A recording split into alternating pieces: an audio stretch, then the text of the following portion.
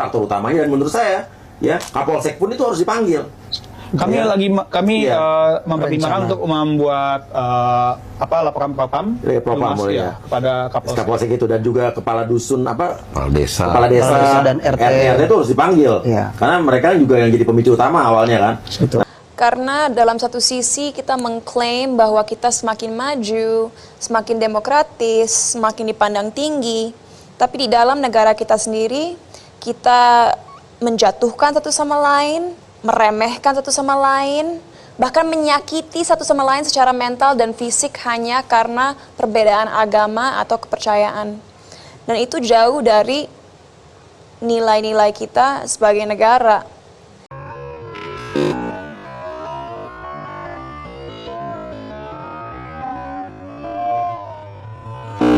Ini kalau saya lihat di dalam video ini yang merusak motor itu lebih dari 9 orang, guys. Teman-teman, sangat disayangkan sekali aksi oknum yang beragama Islam biadab yang melakukan penyerangan psikologi anak-anak, dan anak-anak tersebut mengalami trauma, terganggu psikologi mereka, tidak bisa mendengarkan kalau ada suara keras dan lain sebagainya, sehingga membawa anak-anak tersebut tidak bisa tidur di malam hari oleh ulah kelompok Islam biadab ini. Nah teman-teman, di balik kejadian tersebut diduga ada Kades RT dan Polsek setempat yang ada di belakang para semua netizen beramai-ramai menyuarakan supaya Polsek RT, Kades, tersangka lainnya harus diperiksa, harus dipenjara sesuai dengan hukuman yang berlaku di bangsa ini. Nah teman-teman, saya melihat semua pihak berbicara, baik dari pihak artis, pihak tokoh agama, dan tokoh masyarakat, mereka menyuarakan akan hal ini. Aku prihatin dengan kondisi negara kita sekarang, karena dalam satu sisi kita mengklaim bahwa kita semakin maju, semakin demokratis, semakin dipandang tinggi, tapi di dalam negara kita sendiri kita menjatuhkan satu sama lain, meremehkan satu sama lain, bahkan menyakiti satu sama lain secara mental dan fisik hanya karena perbedaan agama atau kepercayaan. Dan itu jauh dari nilai-nilai kita sebagai negara. Coba Pancasila, pertama apa? Ketuhanan yang Maha Esa, artinya bukan hanya satu agama yang benar, yang lain salah. Artinya kita harus memiliki kepercayaan terhadap Tuhan, tapi walaupun begitu kita menghargai satu sama lain, walaupun mungkin kepercayaan kita, agama kita berbeda. Karena Bung Karno pernah mengatakan, tidak ada ketuhanan yang Maha Esa jika tidak ada kemanusiaan. Kalau kita sesama manusia tidak bisa menghargai dan mencintai satu sama lain dan merespek cara berpikir satu sama lain, bagaimana kita bisa mengklaim bahwa kita adalah makhluk yang mencintai Tuhan? Ya. Dan lagi-lagi mungkin aku salah satu manusia beruntung di dunia karena dalam keluargaku sendiri aku melihat bahwa perbedaan kepercayaan atau agama bukanlah suatu hal yang akan menghambat perkembangan kita sebagai manusia. Mama aku 4 bersaudara. Ayahnya dulu adalah Jenderal Angkatan Udara, ibunya ibu rumah tangga. Ayah mamaku Katolik, ibu mamaku Islam. 4 bersaudara, 2 Islam, 2 Katolik. Tapi mereka saling menghargai dan itulah Indonesia sebenarnya. And that's our country's identity. Kita harusnya saling menghargai satu sama lain. Di saat dimana banyak korupsi terjadi di negara kita, banyak kekerasan terjadi, banyak ketidakadilan terjadi, kenapa yang kita pikirkan malah perbedaan di antara kita? Cara kita untuk maju adalah belajar dari perbedaan satu sama lain, bekerja sama agar kita bisa maju bersama-sama. Dengan adanya konflik dalam negara kita nggak akan bisa sepenuhnya maju dan dihargai oleh bangsa-bangsa lain. Dan keresahan terbesar aku saat membuat pidato itu adalah karena aku sangat kecewa dengan banyaknya orang-orang yang berkuasa, yang memiliki kekuatan, mau itu secara sosial atau finansial, mengatasnamakan Tuhan dan menggunakan agama untuk kepentingan mereka pribadi. Dan ini sebuah masalah besar ya, dan makanya aku mengaitkan pidato aku dengan suatu pepatah yang dikatakan seorang filsafat, René Descartes. Dan ini membuat segalanya semakin jelas. Nggak hanya René Descartes yang melakukan ini, tapi baru seminggu yang lalu aku membaca buku Leviathan oleh John Locke. Jadi ini dua-duanya adalah philosophers yang sangat besar ya, yang mengatakan manusia itu terbatas. Tuhan adalah sesuatu yang tidak terbatas, infinite. Bagaimana kita sebagai makhluk yang terbatas bisa mengerti sesuatu di luar kapasitas kita? Jadi jangan mengatasnamakan Tuhan untuk kepentingan pribadi. Kita tidak bisa berekspektasi bahwa Tuhan itu adalah sebuah sosok atau entitas yang memarah atau akan bereaksi seperti manusia jika ada kesalahan yang terjadi. God is not human. Dalam satu sisi, generasi muda sekarang mempunyai keinginan besar untuk mempromosikan budaya dan identitas bangsa. Kami percaya akan pentingnya untuk negara-negara di luar sana melihat potensi, keunikan, dan kehebatan negara ini. Tapi di sisi lain, sampai detik ini, kita semua masih sering berkelahi dan menjatuhkan satu sama lain hanya karena perbedaan ras, suku, dan terutama agama. Bagi saya pribadi, hal tersebut sungguh ironis. Karena bukankah pasal 1 dari Undang-Undang PNPS mengatakan bahwa adanya 6 agama utama di negara ini?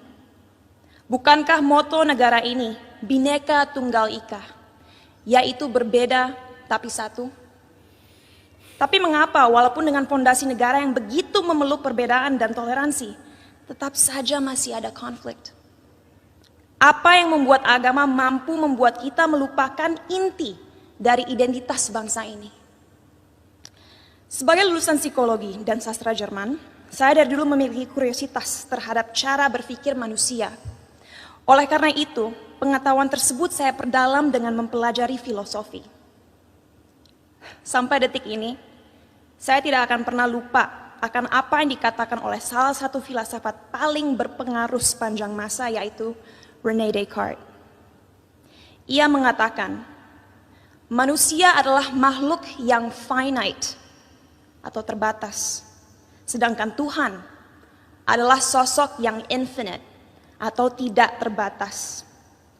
Oleh karena itu, bagaimana kita sebagai makhluk yang terbatas merasa mempunyai kemampuan untuk mengerti sesuatu yang jauh di luar kapasitas kita? Bagaimana kita sebagai makhluk yang terbatas bisa memahami esensi dari sesuatu yang tidak terbatas? Inilah salah satu akar dari masalah yang kita miliki dalam masyarakat Indonesia sekarang. Karena pemahaman yang terbatas dan pemikiran yang tidak kritis, orang-orang terjebak dalam cara berpikir di mana mereka telah memanusiakan Tuhan. Merasa memiliki hak dalam mendikte kemauan Tuhan, merasa tahu pikiran Tuhan, dan merasa berhak bertindak atas nama Tuhan. Inilah yang akhirnya seringkali berubah menjadi sifat radikal. Dalam perbincangan saya beberapa waktu lalu dengan Habib Hussein Jafar, kami berdua sepakat bahwa bahaya yang masyarakat kita alami sekarang adalah mengatasnamakan Tuhan untuk kepentingan pribadi. Menyesatkan generasi penerus bangsa dengan prinsip hidup yang sebenarnya tidak ada dalam Holy Scriptures atau kitab suci agama. Kenapa bisa seperti itu? Karena kita kurang membimbing dan memberikan masyarakat tools yang dibutuhkan agar bisa memahami sebuah ajaran dengan akal kritis. Sehingga mereka menjadi tersesat dalam cara berpikir mereka dan lupa akan pentingnya menyeimbangi segala ilmu yang dipelajari dan dimiliki dengan nilai-nilai yang ada dalam budaya, sains, ataupun aliran pemikiran lainnya. Saat saya masih bersekolah dulu, saya ingat sekali diharuskan untuk membaca kitab suci berbagai agama dari segi literatur dan juga filosofi. Sehingga saya diberikan kesempatan untuk bisa memahami keindahan setiap agama dan sadar bahwa pada akhirnya fungsi terbesar agama adalah satu, yaitu untuk membimbing kompas moral manusia, untuk mengingatkan manusia bahwa kita harus memperlakukan satu sama lain dengan hormat, bahwa kita harus bersyukur, dan bahwa kita semua harus sadar bahwa waktu kita di dunia ini hanyalah singkat dan terbatas. Oleh karena itu, ingatlah untuk selalu menjadi seseorang yang rendah hati dan siap membantu satu sama lain. Jadi, apa yang harus dilakukan ke depannya agar bisa melawan segala kebohongan yang ada? Apa yang kita bisa lakukan untuk memberdayakan rakyat bangsa ini? Saya rasa jawabannya cukup jelas. Satu, penting sekali kita segera mengingatkan kembali saudara-saudara kita akan indahnya, kayanya, dan uniknya budaya-budaya yang kita miliki di negara ini. Sejak usia dini penting kita mengenalkan budaya negara ini tidak hanya di sekolah, tapi juga melalui media dan semua platform digital yang ada. Sebuah hal yang krusial untuk disadari bagi generasi muda akan relevannya budaya kita di dunia yang semakin modern. Our culture is cool, not old school. Kedua, ajaran agama yang ada dalam sistem pendidikan harus adil dalam merepresentasikan agama-agama yang ada di negara ini. Agar orang-orang bisa mengerti sejak usia muda bahwa semua agama itu mengajarkan kebaikan dan tidak seharusnya kita melecehkan dan menyakiti satu sama lain hanya karena sebuah perbedaan. Ketiga, critical thinking, critical thinking, critical thinking. Ajarkanlah adik-adik kita untuk membaca dan mempelajari segala sesuatu dari berbagai sudut pandang. Biarkanlah mereka bertanya. Tumbuhkanlah rasa ingin tahu mereka sehingga mereka tidak mudah dipengaruhi dan dijajah pikirannya. Dan terakhir, gunakanlah teknologi yang semakin canggih sebagai alat yang dapat terus menyebarkan nilai-nilai toleransi. Agar negara ini bisa kembali menjadi Indonesia sejati.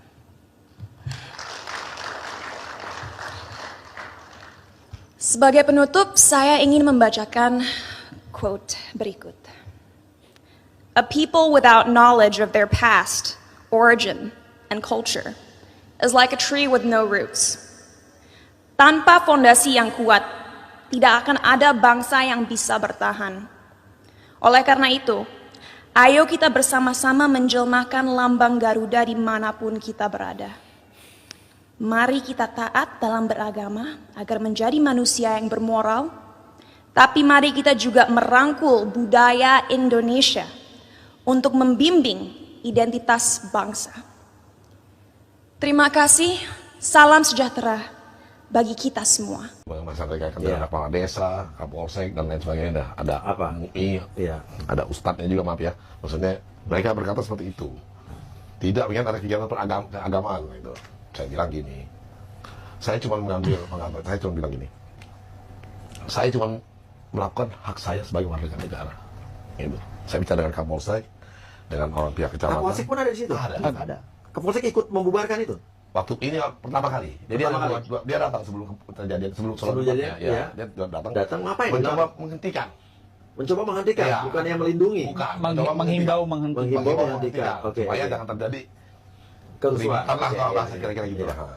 Tapi saya berkeras. Iya. Ya karena saya anggap saya tidak melakukan kesalahan apapun ya, secara undang-undang ataupun secara apapun lah, peraturan tidak ada yang dilanggar. Iya. Saya tetap bilang saya tetap melakukan ini. Tapi si Kapolsek bilang gini, saya paham maksud Bapak, tapi mereka tidak paham. Mereka Maksud tidak paham. masyarakat, Iya. maksudnya gitu kan. Maksudnya ya, menurut saya bilang gini, itu tugas bapak-bapak sekalian. Iya, tugas Bapak Polisi untuk Iya kan? mengamankan dan memberikan Pemahaman, betul sekali. Iya, karena Kapolsek itu harus fair, harus adil. Tidak boleh memihak suku, agama, ras atau kelompok masyarakat manapun, bener nggak? Nah, saya minta Pak Kapolsek dan jajaran forum Iya. Kominfam itu untuk Iya. memberi pemahaman kepada para masyarakat. Nah, akhirnya timbul debat kusir, pokoknya tidak boleh ada kegiatan keagamaan. Kata sih, Ya, dari kepala desa, Iya. RT, dan beberapa lah. Tapi yang Iya. paling kenceng itu memang aparat pemerintahan nih. siapa? Kepala desa dan RT. Kepala desa dan RT. Iya. Sampai surat kata-kata yang mungkin saya akan bela agama saya sampai tersal yang terakhir, tapi itu nggak ada di rekaman. Siapa yang ngomong? RT. RT. Oh, RT tuh ganti aja tuh. RT ini harus disikat habis nih, nggak boleh ya. Ya buat yang ngerasa nanti kita sikat. Nah, jadi seperti Iya, iya. itu. Nah, jadi akhirnya karena saya tetap, Iya. saya bilang gini, oke, tapi ini anak-anak lagi liburan. Saya bilang. Iya. Kalau memang tidak boleh kegiatan keagamaan, nggak apa-apa. Saya suruh mereka main game aja. Iya, iya. Ya kan game itu bagian daripada retret. Oke. Akhirnya mereka tetap nggak sepakat Iya. karena waktu mau sholat Jumat, mereka bilang, kamu mau sholat Jumat dulu deh. Capek ngomong sama Anda katanya gitu lah ya kan. Malah seorang Kapolsek dengan lantang berbicara di depan banyak orang. Bilang apa saya? Saya tidak mau ketemu bapak lagi lah. Itu di kantor dia ataupun dimanapun kira-kira gitu bahasanya. Iya. Di kantor saya nggak ketemu bapak. Ya udah nggak apa-apa. Nah, silakan bapak-bapak silakan sholat Jumat. Semoga dapat hidayah saya bilang. Ya kan ini kan kita bicara dengan anak-anak. Jadi saya perintahkan anak-anak untuk terus melakukan kegiatan, Iya. main game aja, menghindari. Iya. Saya berusaha meredam gitu, meredam untuk supaya jangan ada berkegiatan yang memancing gitu kan. Saya minta orang pekerja saya di sana, tolong kamu videoin kegiatan anak lagi main game, kirim ke ketua RT. Di video dikirim ke ketua RT. Oke, berjalan. Ya selesai saya olahraga, saya masih pakai celana pendek. Udah ngobrol sebentar, saya pergi makan, saya mau mandi gitu loh. Itu kira-kira setelah sholat Jumat ya. Saya setelah sholat saya ini ya, saya kan bangun siang capek kan kurang tidur, jadi saya lagi mau sikat gigi. Toto anak saya memanggil saya. Ada orang naik pagar gitu loh. Orang naik pagar, oke, terus? Ya udah. Jadi saya melihat lah ada apa. Dalam waktu sebentar saya keluar sebentar, ternyata bukan naik pagar udah dirobohin gitu. Sesuai dengan yang di video yang beredar gitu. Nah di situ saya mesti menghadapi masa yang penuh amarah gitu ya kan. Luar biasa amarahnya gitu mereka. Malah saya rasanya, aduh saya jadi kecil hati saya ngadep mereka gitu loh. Dan maaf ya, jadi kita juga nggak tahu nih masyarakat yang penuh amarah itu bisa jadi juga diprovokasi oleh provokator ya. Bisa jadi ceritanya beda. Bisa jadi yang diceritakan masyarakat itu beda cerita ya.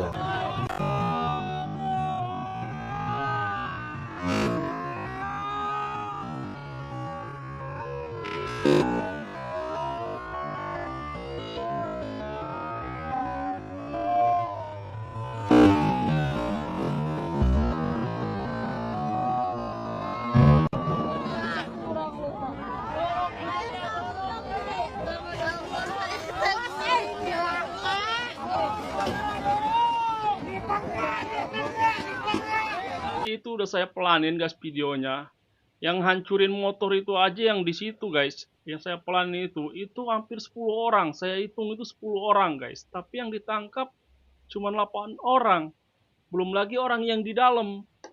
Yang hancurin itu yang nurunin salib segala macam. Jadi orang-orangnya itu berbeda. Saya udah tonton banget video itu. Udah saya punya apa di situ. Sama nggak sama yang di luar sama yang di dalam. Ternyata nggak ada yang sama.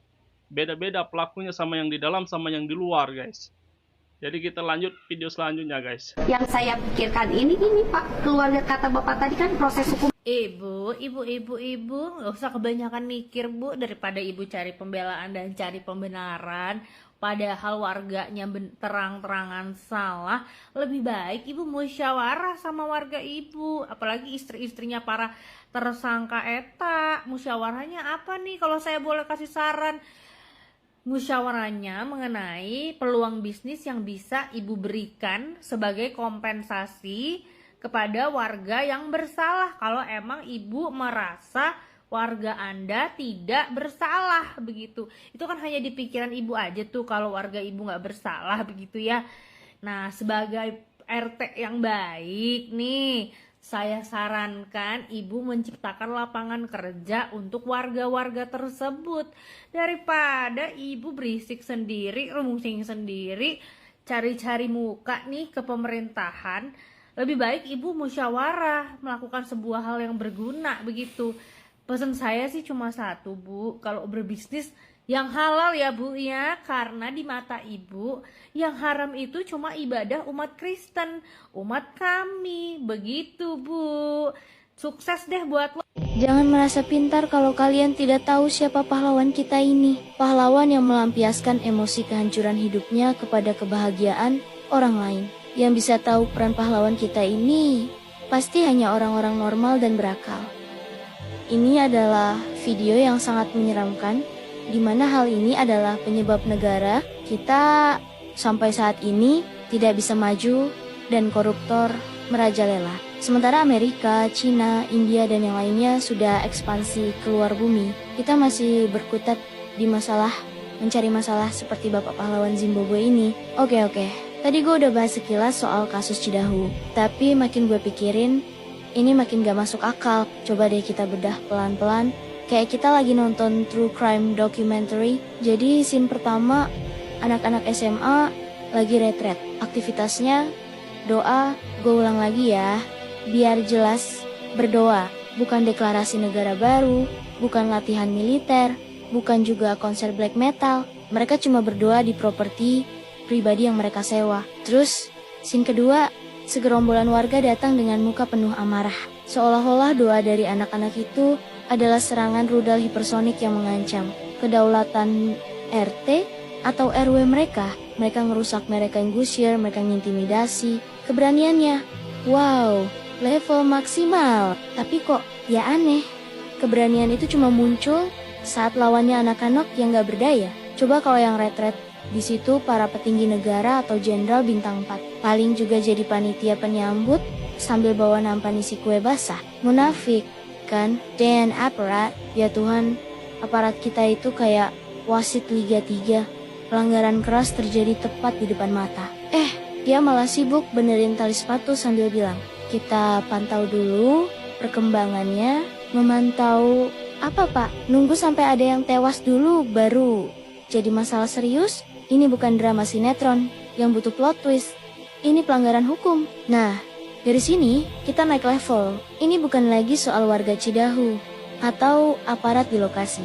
Ini soal sebuah sistem yang membiarkan penyakit ini tumbuh subur. Di mana peran pemerintah, halo Bapak Bupati, Bapak Gubernur, yang terhormat Bapak Menteri Agama, ada suara? Apa headsetnya lagi rusak? Atau sibuk ngurusin logo halal? Sampai lupa ada umat beragama lain yang haknya diinjak-injak. Ini tuh udah jadi pola guys. Pola yang memuakkan. 1. Ada kasus intoleransi viral di media sosial. 2. Pejabat terkait akan mengeluarkan pernyataan standar. Kami sangat menyesalkan kejadian tersebut dan akan menindak tegas. Copy paste dari kasus-kasus sebelumnya. 3. Mungkin dibentuk tim pencari fakta atau satgas. Apalah itu namanya, biar kelihatan kerja. 4. Beberapa minggu kemudian, kasusnya hilang, ketutup sama drama selebgram, cerai atau kasus korupsi baru. Rinse and repeat. Pemerintah kita itu nganggap intoleransi ini kayak panu, gatel, ganggu penampilan, tapi dianggap nggak mematikan. Jadi ya udah dibiarin aja. Padahal ini bukan panu, ini kanker yang menggerogoti pondasi negara kita, Bhinneka Tunggal Ika. Tapi mereka takut buat kemoterapi, takut kehilangan suara di pemilu dari kelompok-kelompok intoleran itu. Jadi mereka lebih milih main aman, pure buta, dan membiarkan negara ini pelan-pelan membusuk dari dalam. Dan di tengah semua kekacauan ini, kita, para netizen, sering teriak-teriak di kolom komentar.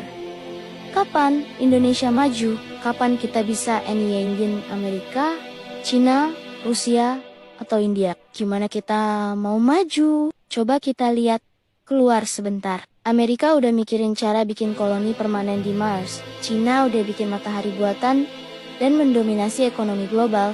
Rusia sibuk main catur geopolitik dunia. India bisa ngirim roket ke bulan dengan biaya lebih murah dari ongkos produksi film Hollywood. Lah, kita di sini di tahun 2025 masih sibuk debat soal boleh ngaknya orang beribadah di rumahnya sendiri. Masih berantem soal izin mendirikan bangunan gereja yang prosesnya lebih rumit dari bikin reaktor nuklir. Masih ngeluarin energi buat sesuatu yang harusnya udah selesai sejak 70 tahun yang lalu. Kita mau punya industri 4,0, tapi mental warganya masih 0,4.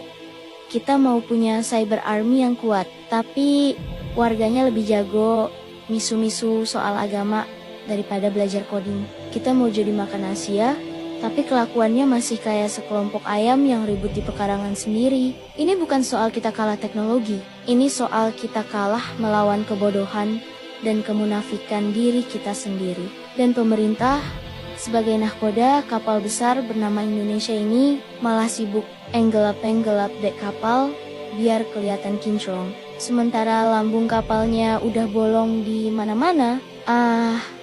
Udahlah, makin dipikirin, makin bikin darah tinggi. Kayaknya bener harapan satu-satunya negara ini ada di tangan timnas badminton sama para komika stand up. Seenggaknya mereka beneran berjuang dan jujur dengan caranya masing-masing. Tahu Sukabumi tidak bisa tidur katanya karena keresahan yang terjadi.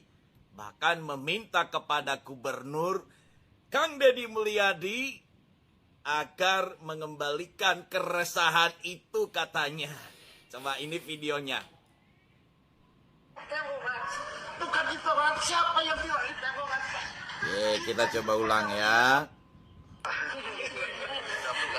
Saya ingin Bapak mohon kembalikan keresahan warga kami desa Tangkil seperti apa. Jangan sampai hari ini, besok, lusa, seminggu ini saya tidak bisa tidur, tidak bisa makan. Keluar uang, keluar biaya menungguin rumah Pak Wedi. Sampai kapan saya tumpah? Kembalikan keresahan masyarakat kami, kembalikan senyum yang ada di warga masyarakat desa Tangkil. Warga masyarakat desa Tangkil toleransi, bukan intoleransi. Siapa yang bilang intoleransi? Kita hidup berdampingan 25 tahun, tidak ada yang saling mengganggu. Kita sama-sama menjunjung tinggi Bhinneka Tunggal Ika. Itu yang kami bangun dari dulu sampai sekarang. Sekarang masyarakat kami sudah... Nah, ini katanya sudah hidup damai berdampingan selama 25 tahun. Ya. Kita ini katanya hidup di dalam satu bangsa Bhinneka Tunggal Ika. Ya kan? Setuju. Tapi kenapa ketika ada orang yang beribadah di rumah itu, di villa itu, mengatakan itu membuat sebuah keresahan? Ada apa sih? Saya mau sampaikan ya. Sama dengan agama Muslim, ketika pengajian, ketika sholat di rumah-rumah, demikian juga yang retreat itu. Karena di rumah itu bukan gereja, hanya beribadah, hanya berdoa, ada kegiatan, perkumpulan. Apalagi ini adalah retreat remaja Kristen, pembinaan rohani. Kebetulan mereka menggunakan villa itu. Villanya Ibu Nina. Harusnya kan berpikir demikian ya. Karena itu tidak setiap hari, tidak setiap saat ibadah di situ, tidak. Mereka hanya ibadah, kegiatan, retreat mereka. Nah, kalau setiap minggu mungkin, kalau tidak ada izin, ya mungkin itu bisa jadi alasan buat warga desa Tangkil untuk melakukan protes. Dan protes pun tidak perlu anarkis, gitu kan. Kalau yang namanya menjaga kedamaian, menjaga namanya kerukunan warga, tidak perlu anarkis. Ya kan? Yang membuat resah itu siapa? Masa beribadah kepada Tuhan sesuai agamanya masing-masing membuat resah? Aneh kan? Harusnya Ya biarkan, biar mereka ibadah, mereka menikmati ibadah mereka. Jangan diganggu orang yang ibadah harusnya. Yang membuat resah itu malah kebalik. Aduh, Pak Kades, Pak Kades. Tapi semoga ada jalan keluarnya sih Pak Kades ya. Etingnya Pak Kades luar biasa. Problem utamanya adalah karena pemerintah ini sikapnya masih populis dan majoritarianistik begitu Mbak ya. Jadi masih mengikuti yang pertama masih mengikuti kelompok mayoritas. Alasannya yang selalu digunakan oleh pemerintah itu adalah pada penciptaan kerukunan begitu. Jadi demi kerukunan sosial, demi kerukunan umat beragama, demi tidak ada konflik, demi tidak ada catatan, maka kemudian pihak-pihak yang minoritas itu diminta untuk melepaskan haknya atau dipaksa sebetulnya dalam tanda kutip, dipaksa untuk melepaskan haknya sebagai warga negara. Sebetulnya selalu diingatkan oleh Gus Dur ya, bahwa kita ini sebagai bangsa memang ada perbedaan-perbedaan, tetapi dengan perbedaan yang ada itu justru kita harus menjaganya. Nah, cara menjaganya itu harus dengan landasan keadilan itu. Dan keadilan itu diukurnya dari mana? Dari hak konstitusi kita, karena itu hak yang melekat pada warga negara dan hak dasar sebagai warga negara. Itu yang paling penting. Apa yang diajarkan juga oleh Gus Dur, yaitu yang beda jangan disama-samakan. Biarlah tetap berbeda. Tapi yang sama jangan dibeda-bedakan. Kita sama-sama warga Indonesia, jangan membedakan antara kita. Begitu, sambil terus menghargai keberagaman yang justru kita miliki. Tapi untuk saling menghormati. Jadi jika keyakinanmu membuatmu membenci sesama manusia, itu intoleransi yang bukan cerminan nilai leluhur kita. Jadi kalau menurut saya, jika merasa terganggu hanya karena orang lain berbeda keyakinan, ya mungkin bukan imanmu yang kuat, tapi egomu yang rapuh. Takut sedikit pun.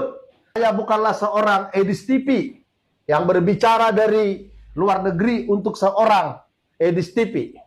Saya berbicara di Kota Bekasi. Jangan sampai ada lagi kegiatan yang di atas namakan agama untuk menghalang-halangi orang lain untuk beribadah. Saya akan lawan. Akan saya bawa kepada ranah hukum. Apabila pemerintah lamban menangani, saya bawa kepada Dewan PBB Gedung Putih, Persatuan Bangsa-Bangsa. Indonesia bukan negara agama, Indonesia negara hukum, intelijen negara, BNPT, Kamnek, semua kita hadirkanlah sebuah pelayanan yang serius terkait dengan kebebasan umat beragama. Jangan sudah ada teroris meledak bom baru pada heboh. Densus 88. Sebelum terjadi bom, sebelum terjadi pengerusakan gereja, perusakan tempat ibadah agama apapun, harus tegas pemerintah. Kalau tidak, makin rusak, makin turun reputasi pemimpin negeri ini. Indonesia gelap sudah membuat turun situasi daripada Indonesia di mancanegara. Walaupun ternyata gerakan Indonesia gelap itu adalah tujuannya adalah politik. Mengapul Sirait tidak punya kekuatan dunia, tidak punya kekuatan backingan, tapi berdasarkan kecintaan kepada tanah air, tidak akan pernah berharap mengandalkan backingan.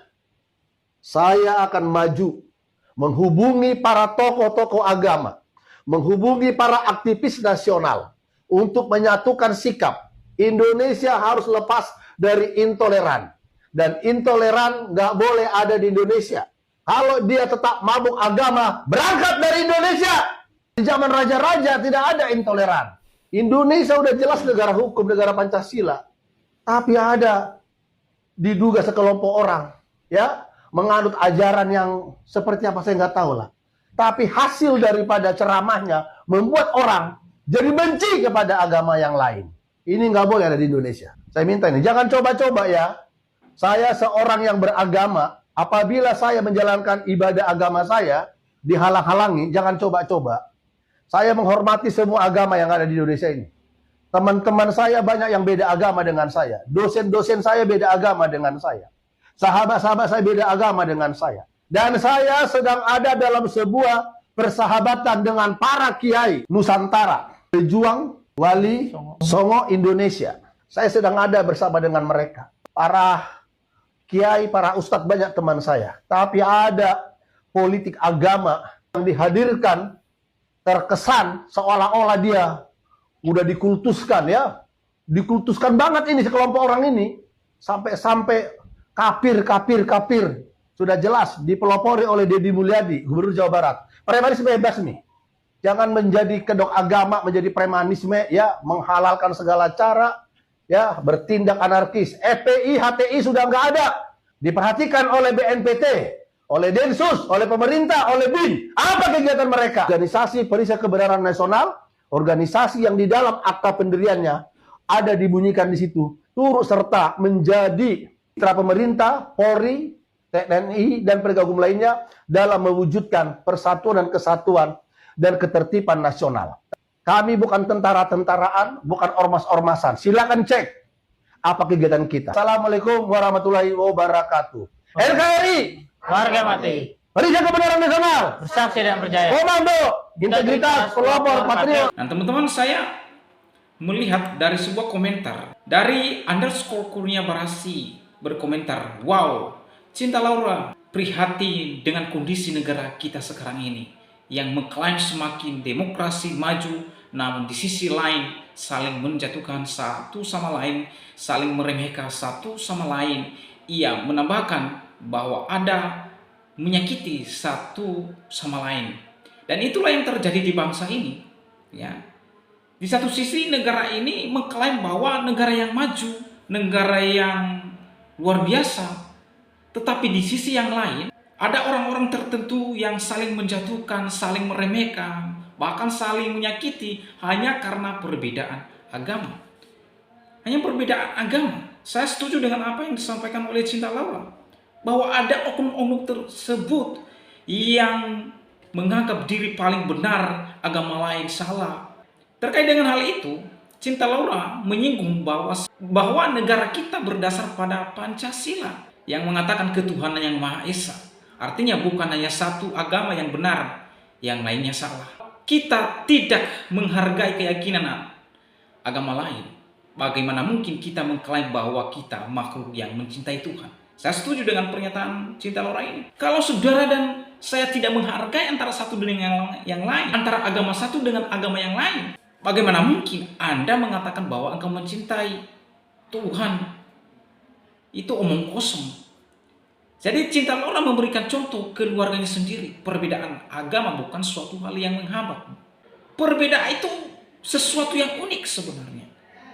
Tidak menjadi penghambat iman kita kepada sesuatu yang kita yakini. Kalau Anda meyakini itu silakan, itu hak dan free will Anda untuk meyakini. Jadi perbedaan agama sebenarnya adalah sebuah keunikan yang ada di bangsa ini, bukan sesuatu yang menghambat, bukan sesuatu yang membuat kita konflik dan membuat kita cerai-berai. Karena kita di dalam satu tubuh Republik Indonesia RI. Jadi kita seharusnya tidak saling menghantam, saling konflik, tidak. Sesungguhnya kita saling bahu-membangun. Karena perbedaan adalah sebuah keunikan kita di bangsa ini. Saya setuju dengan apa yang disampaikan oleh Cinta Laura dalam hal ini. Sebab di dalam keluarga ada Kristen dan Islam. Yang di dalam keluarganya Cinta Laura. Dan ia mengatakan di dalam keluarganya dan saling menghormati antara satu yang lain. Cinta Laura mengatakan jangan mengatasnamakan Tuhan di dalam kepentingan pribadi. Nah ini satu pernyataan yang sangat baik sekali. Ada banyak orang mengatasnamakan Tuhannya dengan tujuan pribadinya. Tapi Cinta Laura berkata, jangan mengatasnamakan Tuhan di dalam kepentingan pribadi. Tidak ada kaitannya. Kemudian, _Roger Stambunan 3288, ia berkomentar, semua aparat yang terlibat di sana agar diproses secara hukum. Saya setuju. ya, semua aparat yang ada di dalam video kejadian tersebut supaya diproses secara hukum. Mengapa? Karena di dalam video tersebut mereka diam, mereka melihat saja. Ya, saya menduga mereka ini adalah komplotan para manusia-manusia biadab itu. Ya, Kapolsek, Kades, RT setempat dan MUI agar dapat memberikan masukan yang baik buat umatnya, ya.